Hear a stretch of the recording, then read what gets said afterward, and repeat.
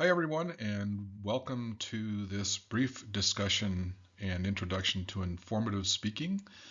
This is perhaps one of the more straightforward types of oral presentations. It's essentially taking something that you know and teaching it. So, in this assignment, your second oral presentation, this is the first one in which you'll be getting a grade based on how well you do, and that really doesn't apply so much to the quality of the recording or the quality of the video or even whether you have a few ums and ahs and whatever. It's more about, did you put the presentation together in a good logical way? Did it flow from one thing to another? Did it have a beginning, a middle, and an end?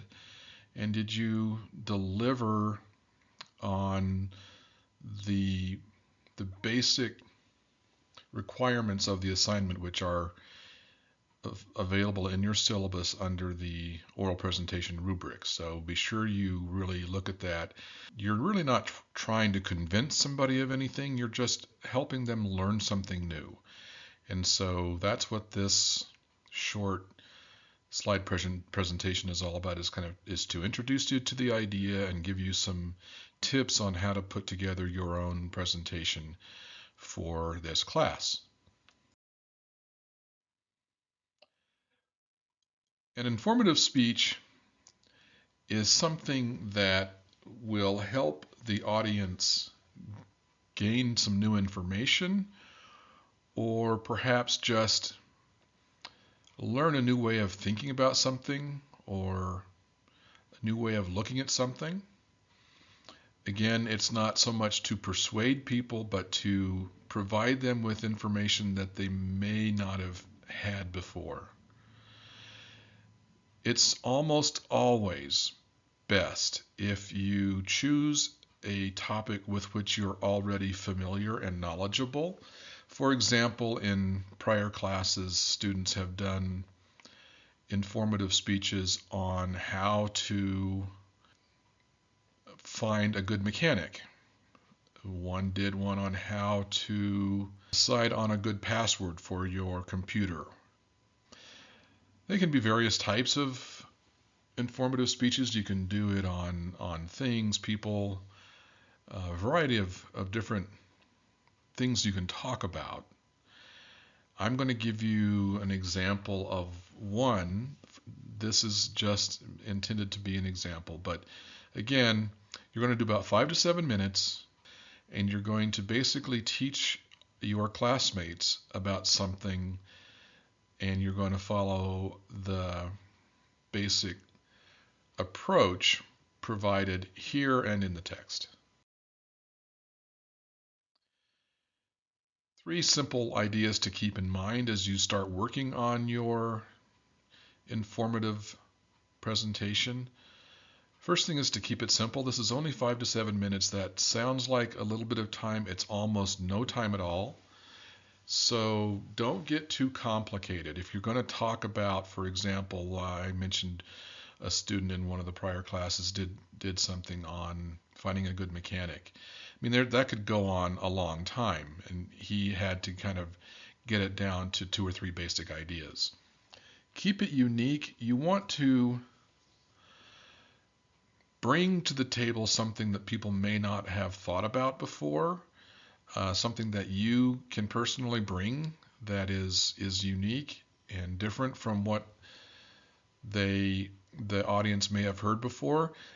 It doesn't necessarily have to be a unique topic, but your approach to it needs to be as unique as you can make it. And third, help people relate to it personally as much as possible. If it's a topic that not everybody knows about, help them understand why you think it might be important for them to know a little bit about it, or why they might be just interested, not even important, but if it's just something that they might find interesting, why is that? So keep that in mind as you start working on your presentation. So to help you a little bit, I'm going to kind of go through how I might put together an informative speech. on a specific topic. And so the topic that I have chosen is Scandinavian operatic metal music, also known as Scandinavian symphonic metal music. I know that this sounds really strange, especially coming from an old guy, but I am a big fan of heavy metal music, have been since it was first invented and created back in the late 60s.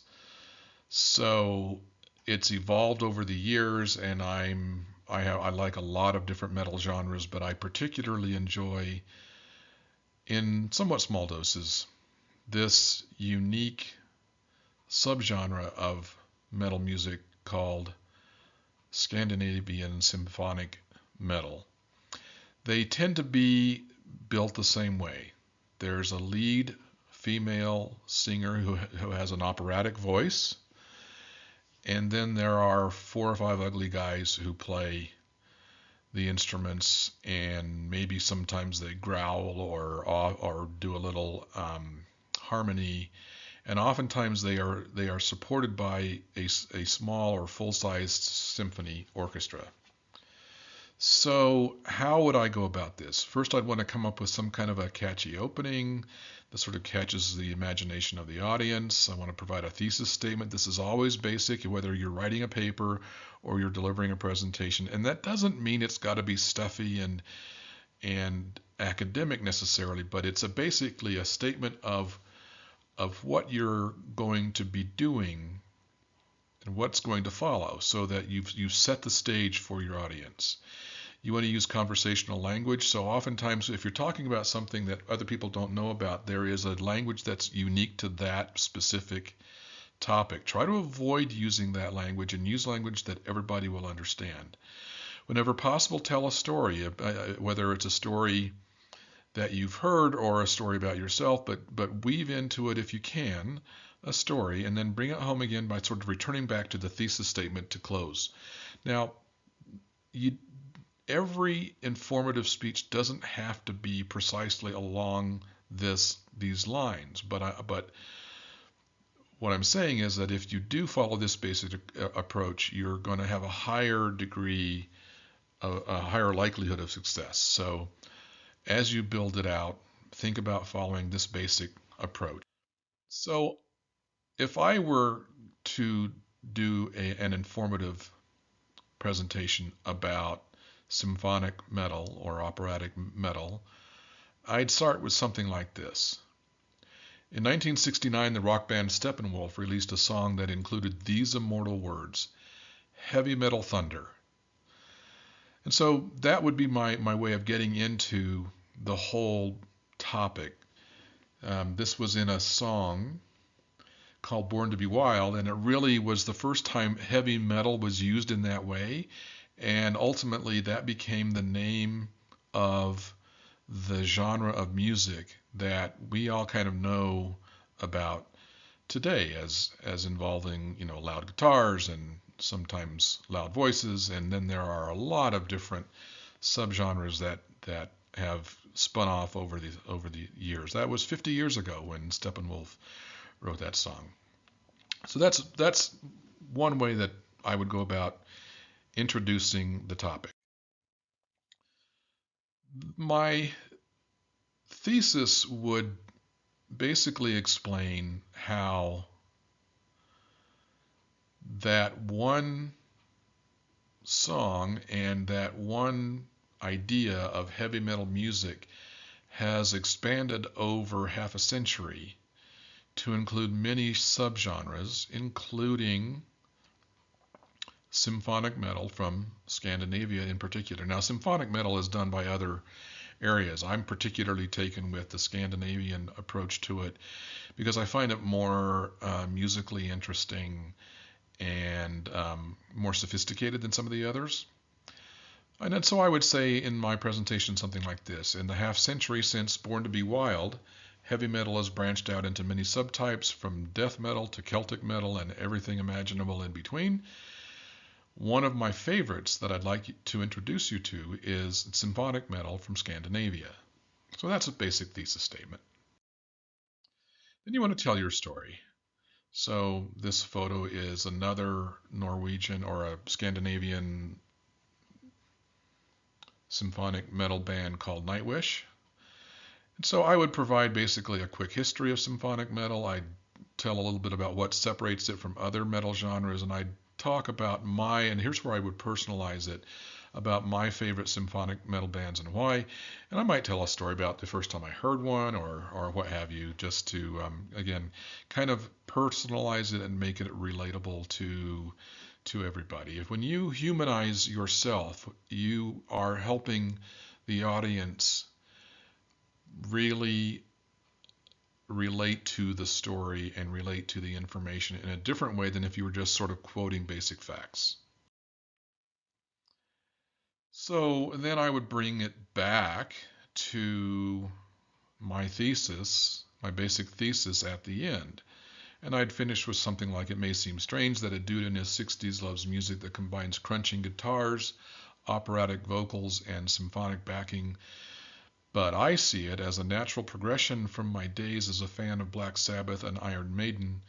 I invite you to give it a try. You never know. So again, it doesn't have to be terribly deep, or what you want it to be is conversational. You want to you want people to basically kind of learn without realizing that they're learning, that you're informing them, and it's not necessarily a bang, bang, bang, step one, step two, step three.